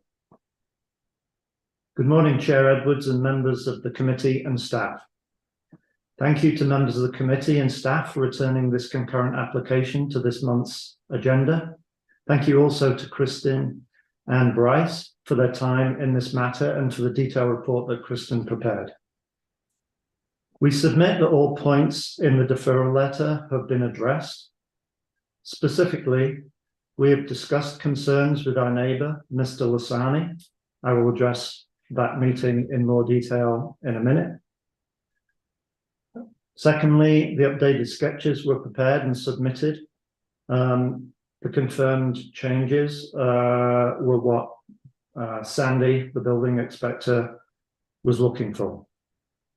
Thirdly, the staff have confirmed and clarified existing and resulting lot frontages as calculated by Chapel surveyors, and we understand the staff had a separate meeting with Mr. Losani and his planners to discuss the details. With reference to the discussion with Mr. Losani, we sent an email to him dated December 22nd, 2023, and invited him to discuss his concerns regarding our application, as recommended by the committee in the deferral letter. At Mr. Losani's request, the meeting was arranged for January the 9th, 2024, and he subsequently deferred that meeting until January the 11th. The meeting participants in that meeting were Mr. Losani, two of Mr. Losani's employees, both planners, Bryce Sharp and Kristen Darling, representing the Muskoka Lake Planning. As a result of the discussion, we now understand Mr. Losani's concern to be a boathouse size and location. We note that 1163 Stephen property currently has rights to build a boathouse as confirmed by Bryce at that meeting. We also confirmed to Mr. Losani that in the future, we would of course fully comply with the township's comprehensive bylaws and zoning bylaws. We have modest ambitions for the future development of 1163 Stephen Road, but at this point in time, we have no plans. We also indicated to Mr. Losani that we had no objections to his proposed minor variance for 1165 Stephen, previously heard by this committee on this agenda. We finally also indicated that we were more than willing to discuss with Mr. Losani any plans as and when they exist. We note that the staff have continued to recommend that our application be approved in their report. Thank you very much. And we therefore believe that we complied fully with the details of the deferral letter. Finally, we understand that there are no objections by any specified persons in accordance with Bill 23 of the Ontario Planning Act for minor variances and consents. And we look forward to the committee's consideration today, having addressed all of the outstanding matters in the deferral letter. Thank you very much for your time.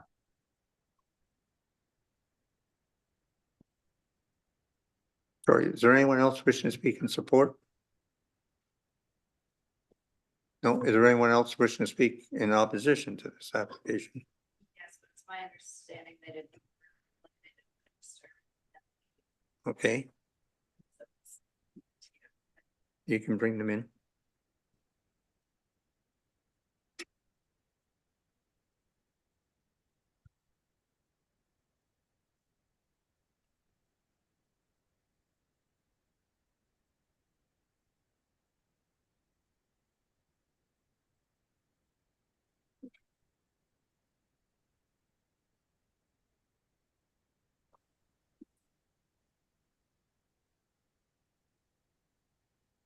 Yes, go ahead. Good morning, members of committee. Through you, Mr. Chair, can you hear me? Yes, we can. Your Thank name you. and postal code, please. Thank you. My name is William Liske, Liske. My postal code is the same as Mr. Skelton, who was earlier on today. It's 430 McNeely Road, Stony Creek, L8E5E3. Through you, Mr. Chair, I am Mr. Losani's legal counsel, and he is the immediate abutting neighbor to the subject application. This matter was at committee in mid-December, and what committee did that day was absolutely correct. Under no circumstances should a lot change that has the effect of giving an as-of-right entitlement to a 40% larger structure, which is the effect of what's before you today, ever take place without any consultation with the immediate abutting neighbor. So that deferral was absolutely correct. Just to recap, Mr. Losani was here asking for a 1% increase, not 40. Since Bill 23 was passed just over a year ago, councils and committees have had it on their agenda that public comment and public concerns need to be incorporated ever more so, because you are the first and last line of defense for any aggrieved or concerned resident. It's my submission that Fred Losani, being the abutting neighbor, needs to be heard, and his concerns should have been in the staff report and been at the committee for consideration prior to today. My submission in the letter before you has to do with a particular mandate under the Planning Act. The second page of the letter, or third page, actually reproduces section 65. Section 65 in my submission, now that there's no OLT in these matters, is extra important. it obliges in my submission this committee to do two things.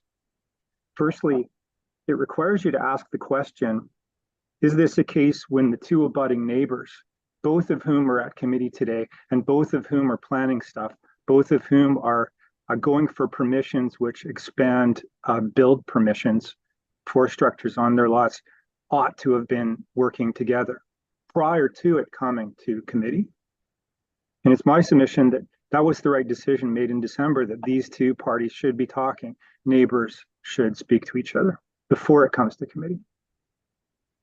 The second question, though, and that's what I submitted before committee today, is have the parties actually gone through a reasonable, bona fide, in good faith negotiation and understanding of all the concerns that they have with respect to these applications? And it's my strong submission that that's not the case. This was heard by committee in mid-December.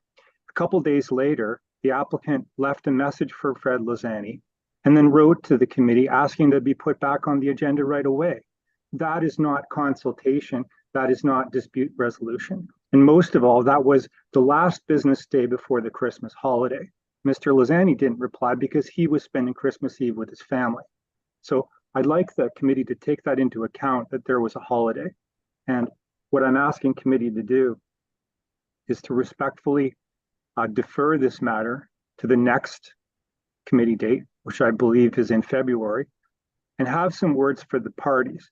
They should actually have a meaningful conversation, not one conversation that took place one business day ago, but an actual conversation where they get into their issues, not in future, but prior to. That's what the Act says, Section 65 says, prior to your decision, not down the road. You should have that. Make sure that you're satisfied these parties have spoken about all their issues before you make your decision.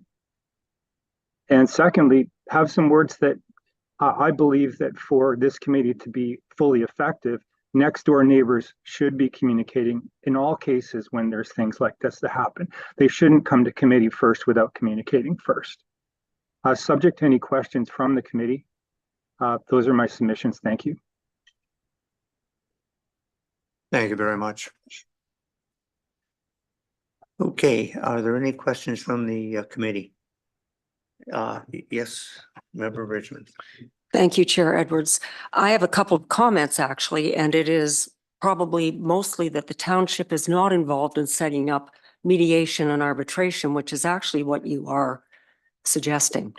This is a neighbor to neighbor thing. That is not our venue.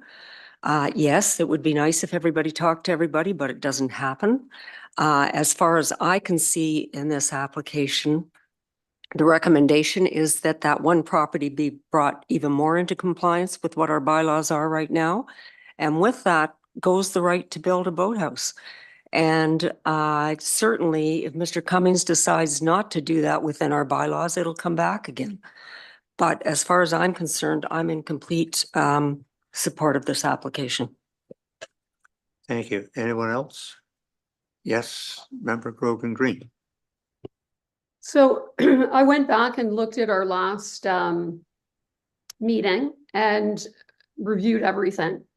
And I was wondering if a person is conferred additional rights back in 2013, pardon me, to build more than their even I think the amount of shoreline that was recognized allowed.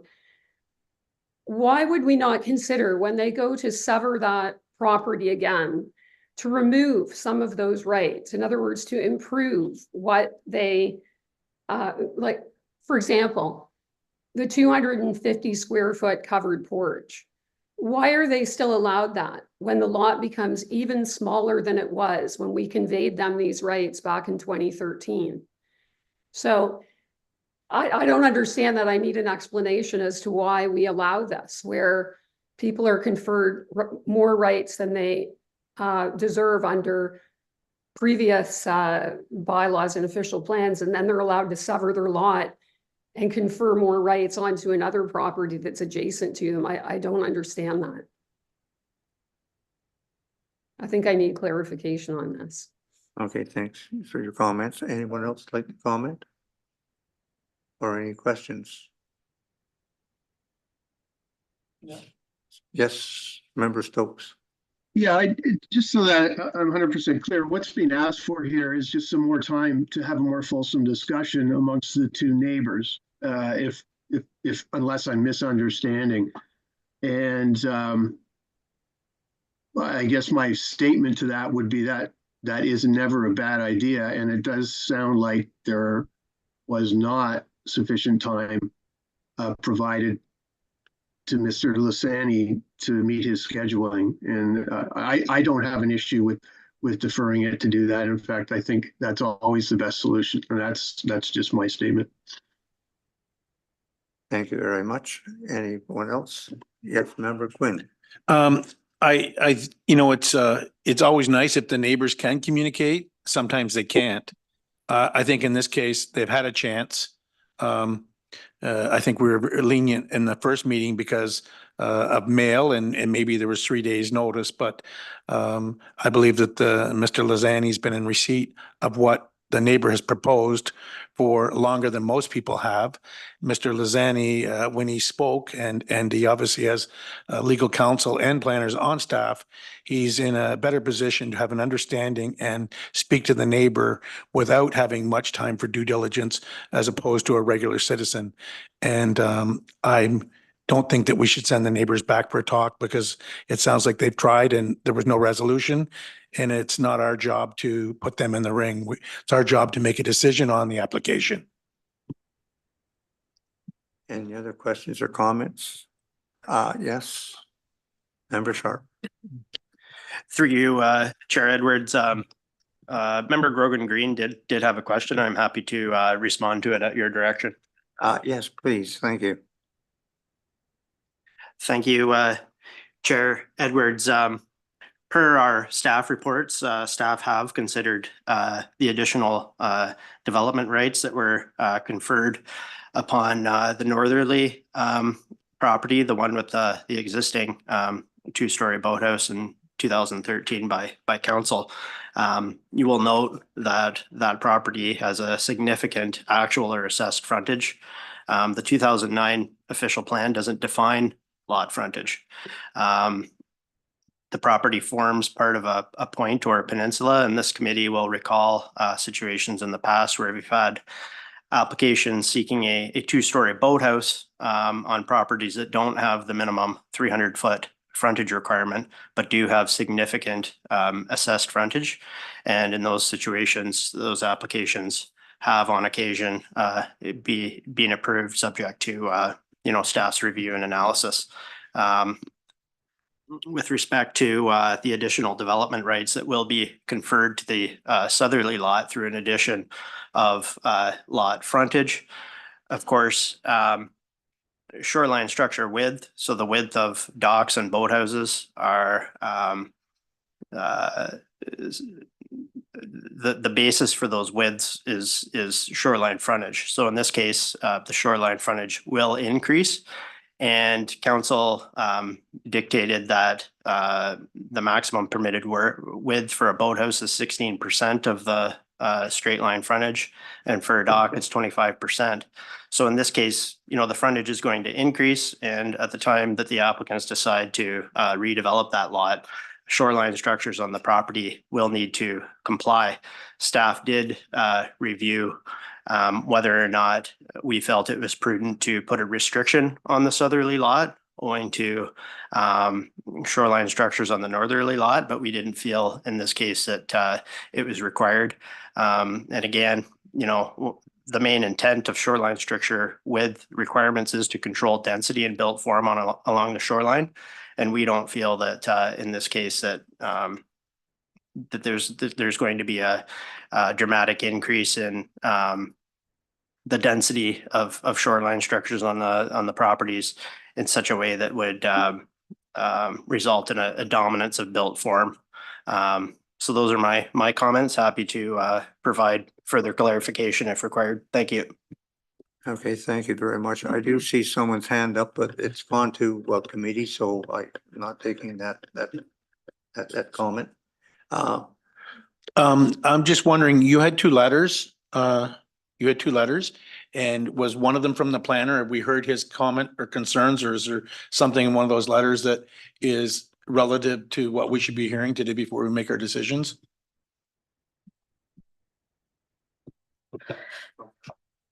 Through you, Chair, both those letters were submitted to committee before, so they were available for viewing. One is, I believe, let me just see who wrote this one. One was written by Mr. Lisk, who spoke earlier, and then the other one was written by Travis Skelton. So he hasn't spoken today, but if you want him to.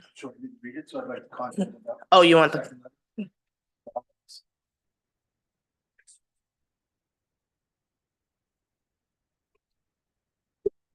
Through you, Chair Edwards, I just note that we did receive these letters and we had an opportunity to address them in our returning staff report as well. Thank you. Okay, any other comments? Seeing none, I will make one. The applicant did reach out to somebody who was objecting. And that, now whether they liked the answer or not, that's beside the point. There was contact made. And that we have deferred this once on with committee's indulgence. I would ask you not to defer this again. We should be making a decision on this, because somebody can just keep asking, keep deferring it. So I would like to read the motion. Mr. Sharp, you had your hand up. Through you, Chair Edwards, at your discretion, I am noticing that Mr. Losani does have his hand up. It's not clear to me when he raised his hand or if he was intending to speak. But again, at your discretion, I just wanted to flag that he does have his hand up and his camera turned on. Thank you. I did ask for anyone who wanted to speak at that time, and I've turned it over to the committee and that, so I think we will just turn around and read the resolution.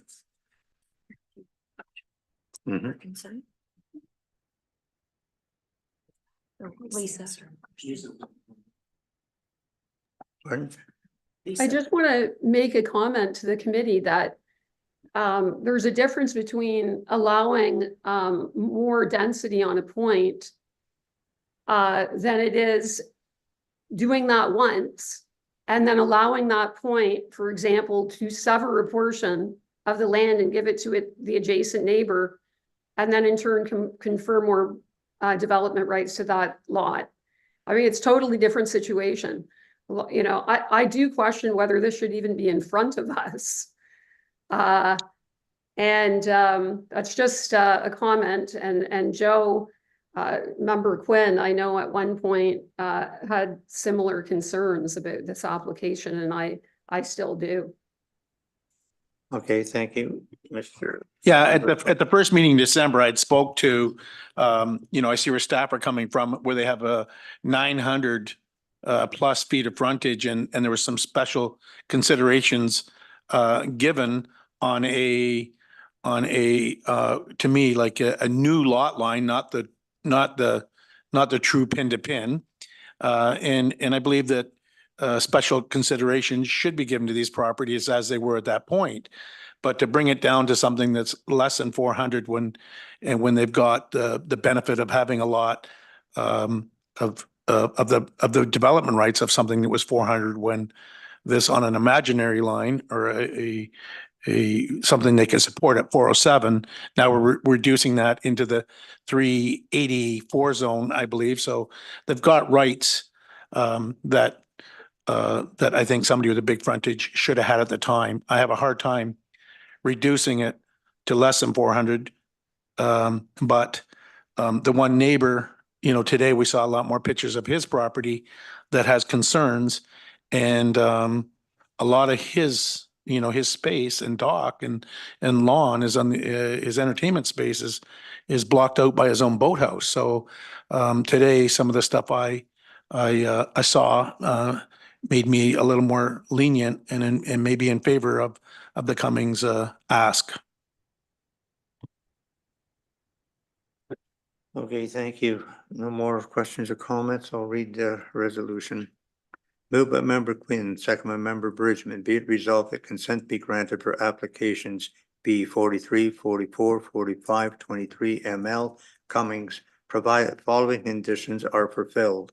1, a satisfactory registrable description deed of the separate lot, together with any required right-of-ways or easements, be submitted to the township, along with a registered copy of the reference plan. 2, that any necessary easements over the subject lands be granted to Bell Canada.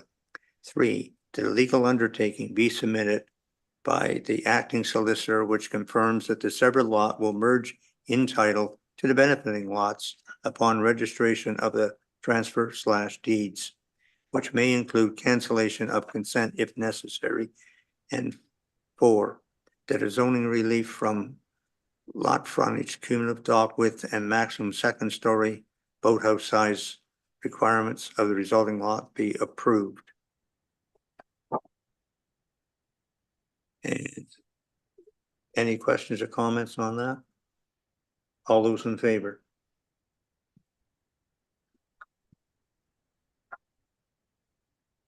And all opposed?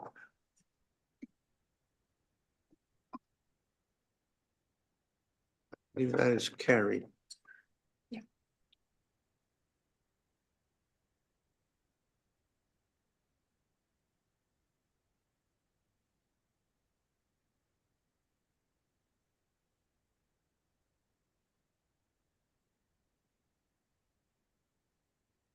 And the second part of that is moved by member Brown, second by member Green. Be it resolved that application A 6923 Cummings to grant zoning relief for lot frontage, cumulative dock width, and maximum second story boathouse size requirements on resultant lot 1 in consent application B 43, 44, 45, 23 ML are hereby approved with the following variances being granted. 1, to permit of resultant lot 1 to have a frontage of 364 feet. 2, to grant a cumulative dock width of 116 feet on the resultant lot.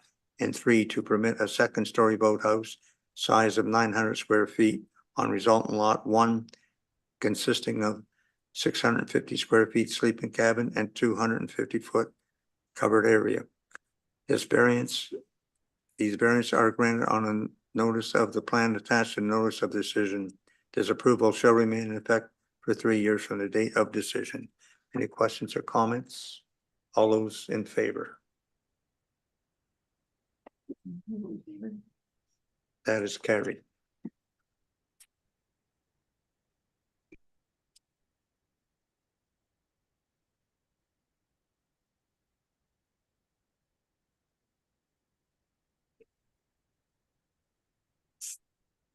Okay.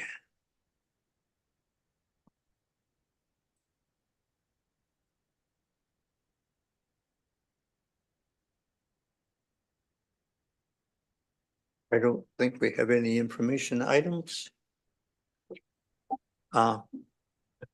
Yes. Thank you, Chair Edwards. I did receive the notice for our renewal to the Committee of Adjustment Ontario Association. And last time Kitty took care of registering all of us, so I'm wondering what's happening with that. Yep. Through you to members of committee, yes, you should be all receiving the membership renewal. I will look into that and I will send you all an email regarding how to proceed with the registration of that. Great. Thanks for mentioning that. Just put my mind there. Okay. Here's the one we're looking for. Moved by member Bridgman, second by member Stokes. Be it resolved that the meeting hereby adjourned at 11:15 a.m. All those in favor? Thank you.